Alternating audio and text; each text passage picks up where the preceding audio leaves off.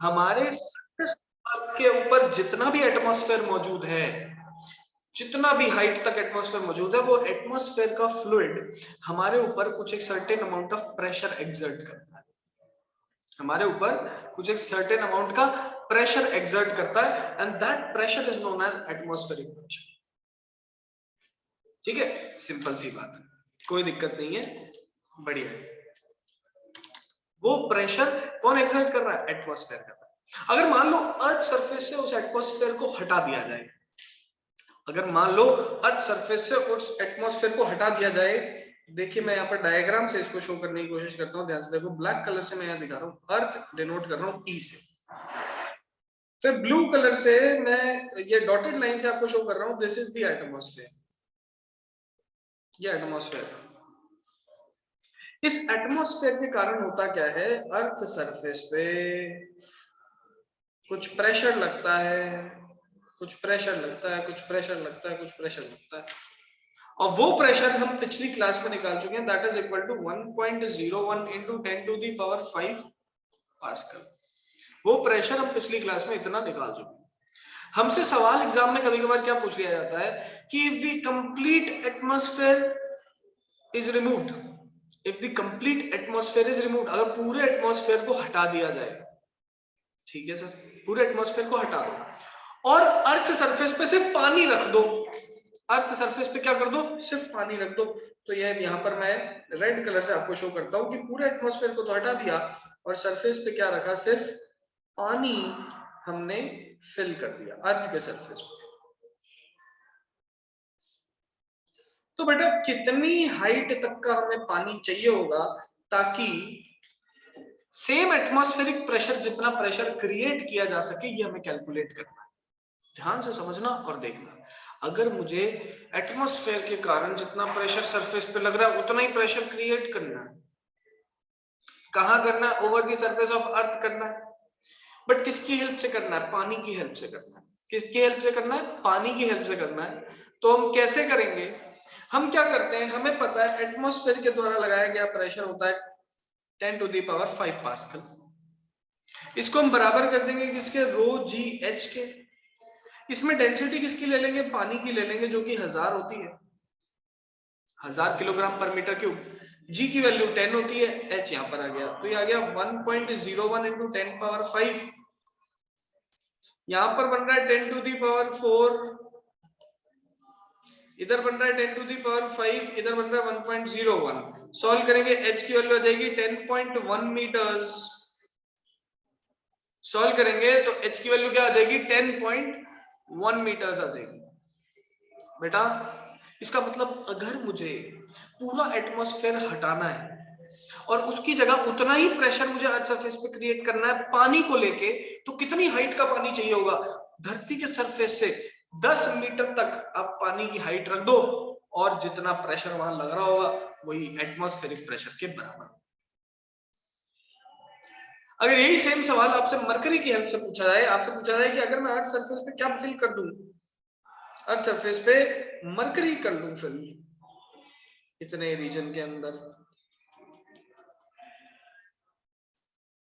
अगर इतने रीजन के अंदर मरकरी फिल कर दूं, ना ही पानी है ना ही एटमॉस्फेयर है, सिर्फ मरकरी फिल करके मुझे ये देखना है कि कितना मरकरी की डेप्थ रखूं ताकि अर्थ सरफेस पे सेम प्रेशर बन जाए, तो उसके लिए हम क्या करते हैं, P बराबर रो जी एच।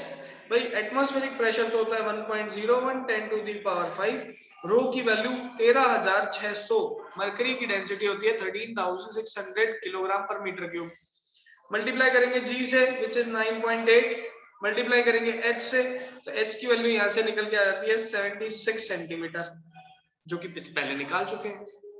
भाई क्लियर सी बात है, लॉजिकल बात है, ध्यान से सुन लो, जब हम अर्थ सरफेस पे सिर्फ और सिर्फ मरकरी रखें तो कितनी हाइट का मरकरी रखना पड़ेगा ताकि सेम प्रेशर आए, तो 76 सेंटीमीटर हाइट का मरकरी आप फिल कर दो पूरे सरफेस पे, तो सरफेस पे सेम प्रेशर जनरेट हो जाए।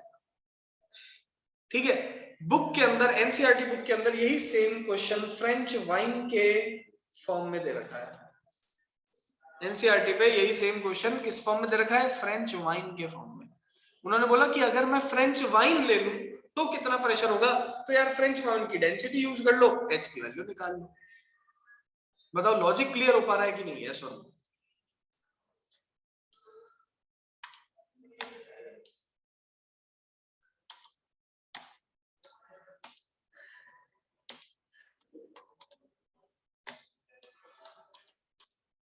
Yes, yes, everyone.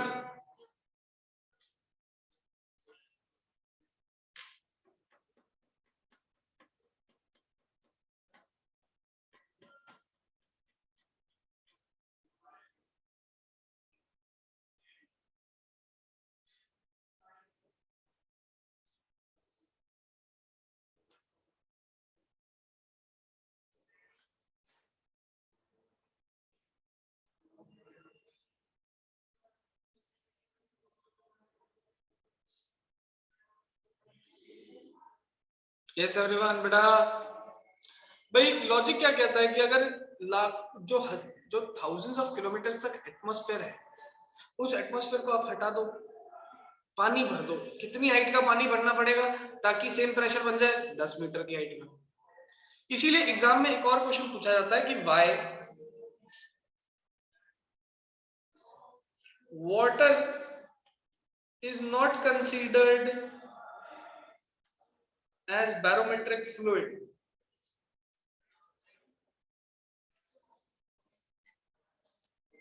कि हम वाटर को बैरोमेट्रिक फ्लूइड के फॉर्म में क्यों नहीं कंसीडर करते? क्या रीजन है कि हम बैरोमेट्रिक फ्लूइड के फॉर्म में वाटर को कंसीडर क्यों नहीं करते हैं? भाई सीधी सी बात है, हमने जब बैरोमीटर बनाया उसमें रखा मरकरी, और जब बैरोमीटर को मरकरी की हेल्प से अपन ने ऑपरेट करवाया तो ये देखा कि कॉलम की हाइट जो आती है वो 75 सेंटीमीटर के आसपास आ जाती है। इसका मतलब मुझे कॉलम की हाइट 1 मीटर चाहिए, which is very feasible to construct. बड़े आराम से उसे कंस्ट्रक्ट कर सकते हैं। लेकिन अगर मैं यहीं पे बैरोमीटर के अंदर मरकरी की जगह पानी फिल कर दूं तो मुझे हाइट ऑफ बैरोमीटर कितनी चाहिए होगी? 10.1 मीटर चाहिए होगी, जो कि यार बहुत ज्यादा है। अप्रोक्सीमेटली कितनी चाहिए होगी? 10 मीटर चाहिए होगी। अब मुझे बात बताओ, क्या अब ऐसा बैरोमीटर जिसकी हाइट 10 मीटर है कंस्ट्रक्ट कर पाना हमारे लिए पॉसिबल है क्या? नहीं है ऑब्वियसली। जब वो पॉसिबल नहीं है तो हम नहीं यूज करते।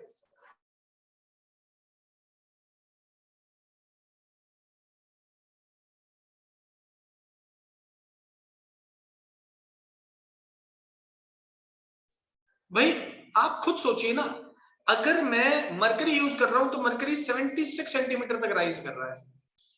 अगर मैं उसकी जगह मरकरी की जगह पानी यूज कर लेता हूं तो मुझे पता है 10 मीटर तक राइज कर जाएगा। अब यार लॉजिकली सोचो, अगर मरकरी की जगह मैं पानी यूज करूं 10 मीटर तक राइज कर रहा है तो बैरोमीटर की हाइट मुझे कितनी चाहिए? अराउंड 10 मीटर चाहिए। तो यार ये तो बहुत मुश्किल हो गया मेरे लिए, मैं ऐसा तो कंस्ट्रक्ट करना ही नहीं सकता। तो इसीलिए बैरोमेट्रिक फ्लूइड के फॉर्म में हम क्या यूज करते हैं? मरकरी यूज करते हैं, वाटर नहीं यूज करते, because of the high density of mercury it provides a very feasible result to calculate. ठीक है, ये हमसे एग्जामिनेशन में पूछा जाता है। नेक्स्ट जो हम डिवाइस पढ़ने जा रहे हैं वो है मैनोमीटर। कौन सा डिवाइस है? मैनोमीटर।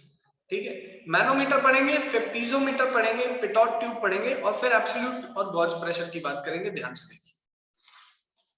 सो मैं यहां पर लिखता हूं मैनोमीटर। बैरोमीटर पढ़ लिया था पिछली क्लास में, अब अपन देख रहे हैं मैनोमीटर। मैनोमीटर कुछ नहीं है, एक यू ट्यूब है। क्या है? You tube. You tube videos वाली नहीं है, ये यू शेप की ट्यूब है। तो it is a U shaped tube. ठीक है, कैसे दिखती है सर? तो ऐसे दिखती है, ध्यान से देखो।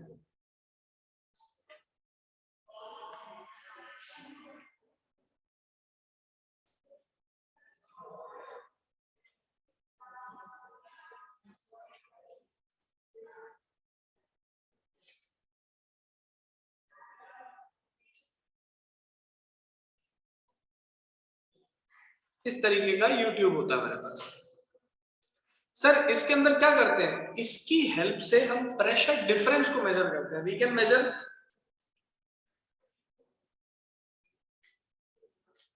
the pressure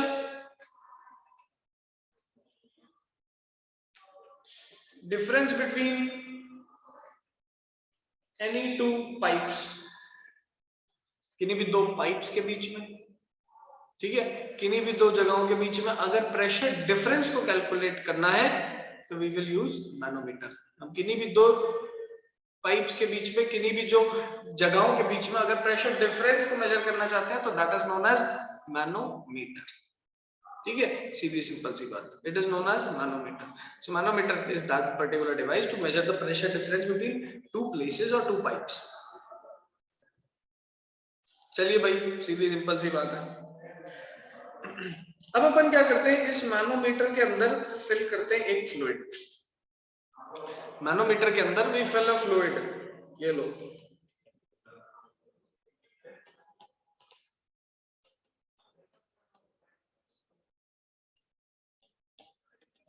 हमने मैनोमीटर के अंदर क्या फिल कर दिया, फ्लूइड फिल कर दिया, और वो फ्लूइड कौन है, मरकरी है। Usually it is taken as mercury,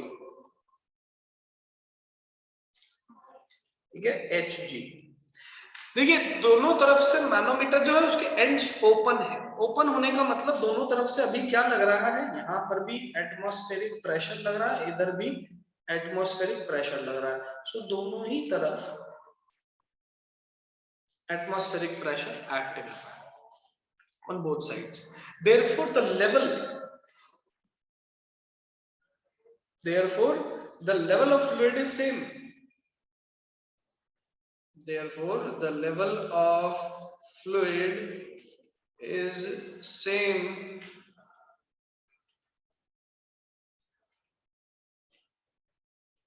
in both the arms. दोनों आर्म्स में लेवल ऑफ फ्लूइड क्या दिखता है, सेम दिखता है। क्यों? क्योंकि दोनों तरफ प्रेशर सेम है। दोनों तरफ प्रेशर सेम रहता है तो भाई फ्लूइड एक जगह से दूसरी जगह ट्रैवल ही नहीं करेगा, वो दोनों सेम लेवल पे दिखेंगे। अब आप क्या करो, इसी फ्लूइड के एक तरफ प्रेशर को बढ़ा दो। बढ़ाओगे कैसे, एक तरफ कोई ऐसा बल्ब कनेक्ट कर दो जिसके अंदर कोई गैस फिल्ड है, और दूसरी तरफ भी कोई बल्ब फिल्ड कर दो जिसके अंदर कोई गैस फिल्ड है। आपने कनेक्ट कर दिया।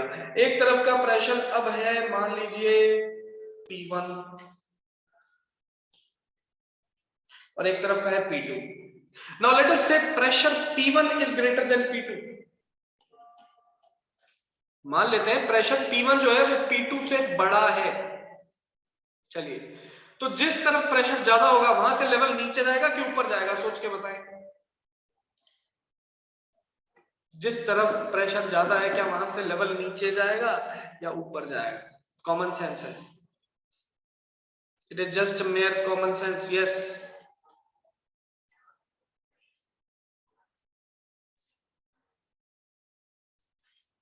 जिस तरफ प्रेशर ज्यादा है, यस मनदीप, सर नीचे जाएगा।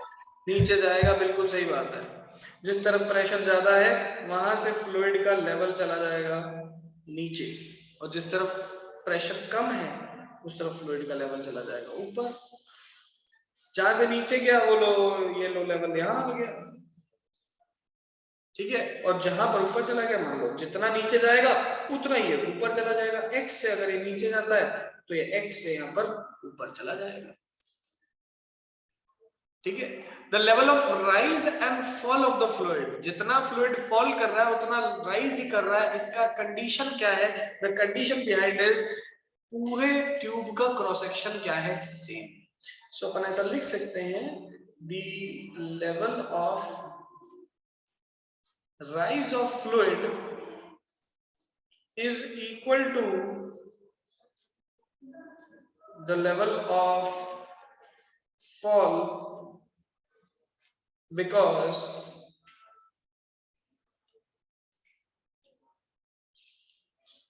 the cross section of tube is same everywhere। हर जगह पे ट्यूब का क्रॉस सेक्शन क्या है, सेम है, चेंज नहीं होता। इस वजह से जितना फॉल होता है उतना ही राइज हो जाता है। अगर मान लो एक तरफ ट्यूब का एरिया कम, दूसरी तरफ ट्यूब का एरिया ज्यादा, तो थोड़ा सा राइज एंड फॉल में डिफरेंस आ सकता है, ये चीज का ध्यान रखना। बताइए यहां तक बात सबको क्लियर होती है कि नहीं होती? अब हम प्रेशर डिफरेंस कैलकुलेट करना सीखेंगे। बेटा आसान चीज है, मुश्किल कुछ भी नहीं है, मुश्किल कुछ भी नहीं है, आसान चीज है।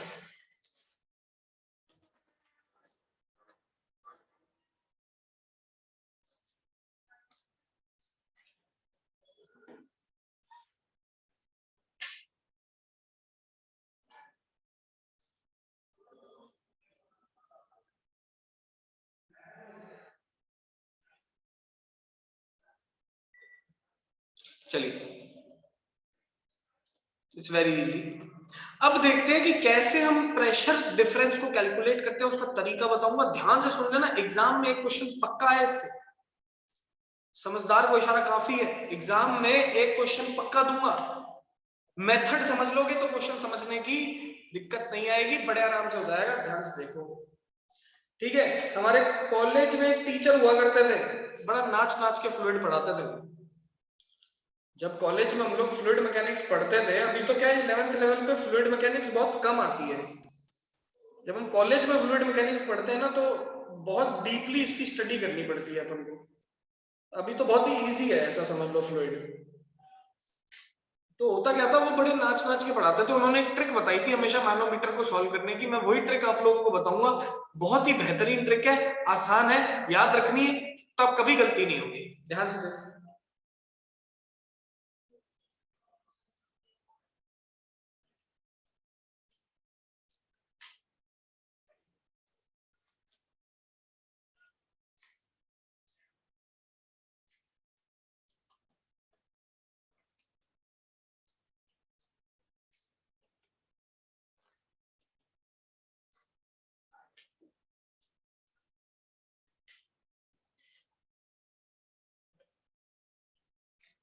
देखिए ध्यान से, दोनों तरफ जो मरकरी के लेवल्स में डिफरेंस है वो है H। दोनों तरफ जो मरकरी के डिफरेंस लेवल में जो डिफरेंस है वो कितना है? H है। ध्यान से समझ लेना, देख लेना। प्रेशर किस तरफ ज्यादा होगा, हैंड राइज करके बताएं।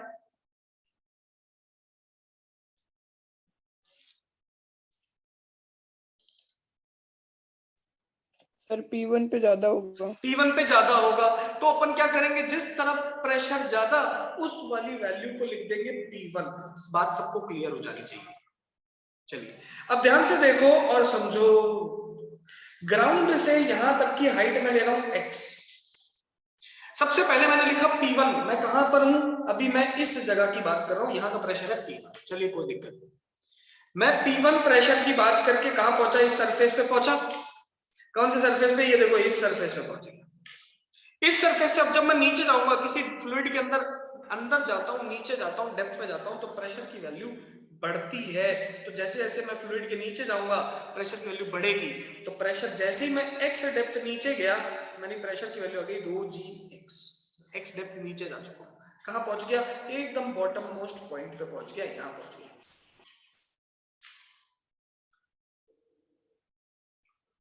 अब हम क्या करेंगे, दूसरे आर्म में ऊपर चलना शुरू करेंगे। तो दूसरे आर्म में जब ऊपर चलना शुरू करेंगे, तो जब ऊपर जाते हैं प्रेशर डिक्रीज होने लगता है।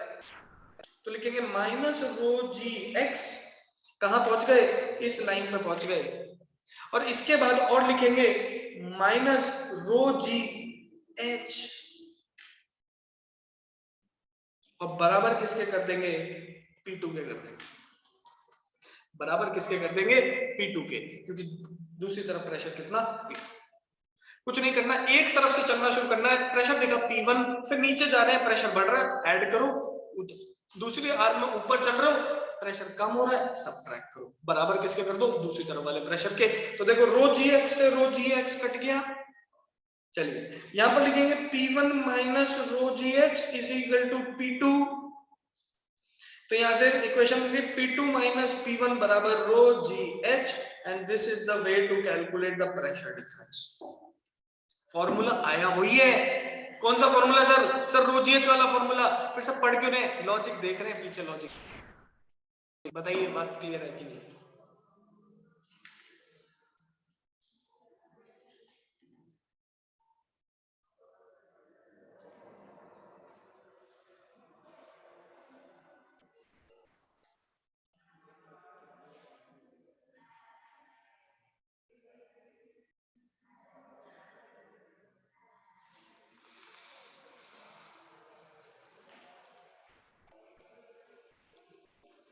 चलिए बहुत बढ़िया, बहुत बढ़िया।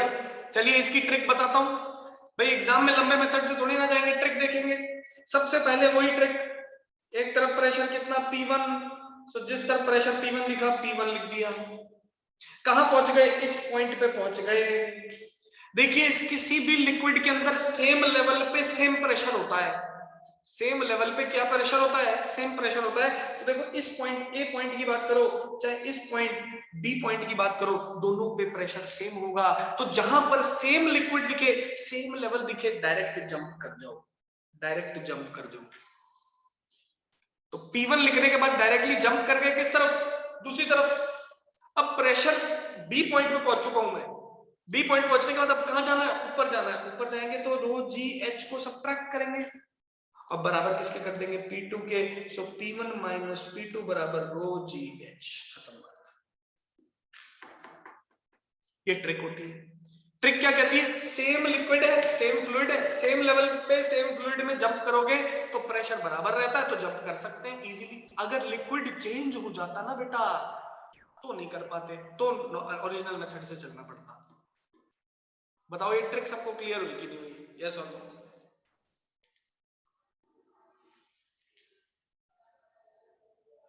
बस यही है मैनोमीटर की वर्किंग।